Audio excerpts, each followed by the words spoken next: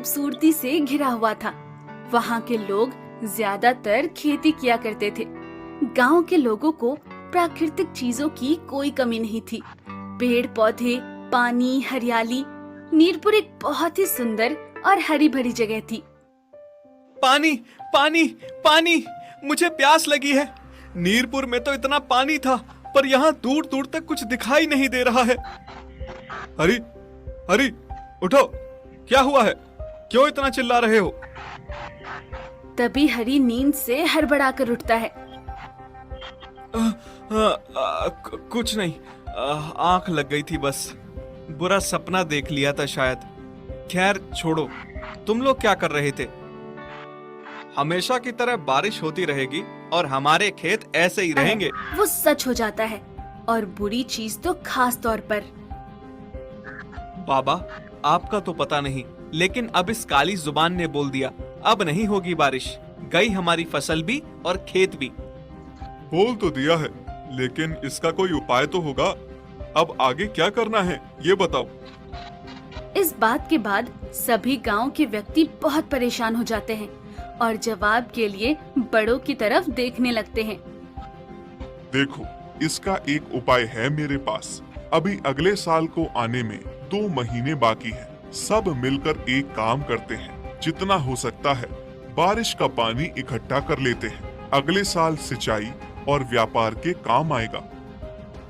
हाँ बाबा, अब तो लगता है कि यही करना पड़ेगा, लेकिन ये सब होगा कैसे? एक आदमी चिंता भरी आवाज में बोलता है। हाँ, लेकिन पानी को भला कोई कैसे इकट्ठा कर सकता है? हो सकता है, और हमें पानी को इकट्ठा करने के लिए गांव में और भी तालाब बनाने होंगे। अब सारे लोग बाबा किरोड़ी मल के कहे मुताबिक काम में लग जाते हैं। सभी लोग मिलकर गांव में खुदाई कर और कई सारे तालाब बना देते हैं। सारा काम होने के बाद गांव के लोग फिर से इकट्ठा होते हैं।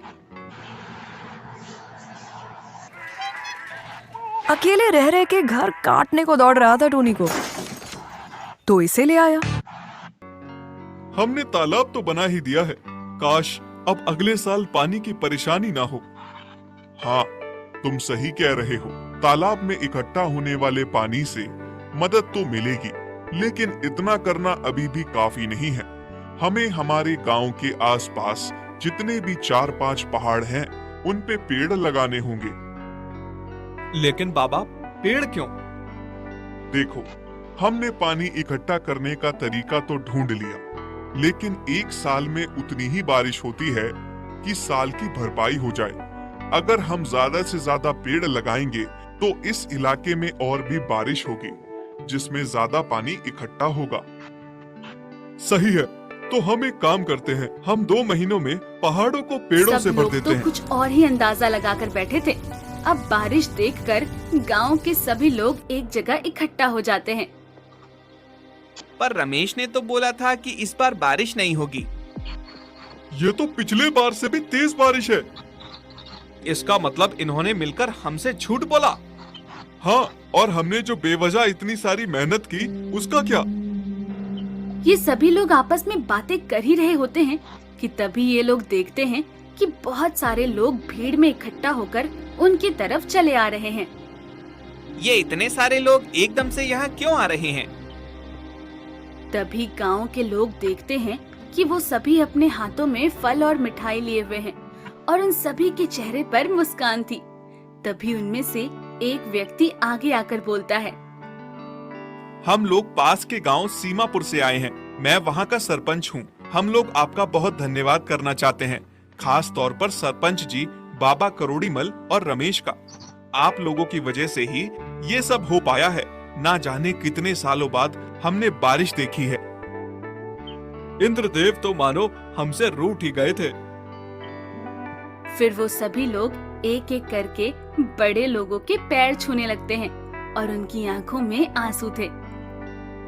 अरे आप लोग ये क्या कर रहे हैं? कम से कम पैर तो ना छूइए। ये तो बहुत छोटी सी चीज है बाबा। जो आपने हमारे लिए किया है, उसका एहसान तो हम कभी नहीं भूलेंगे। तभी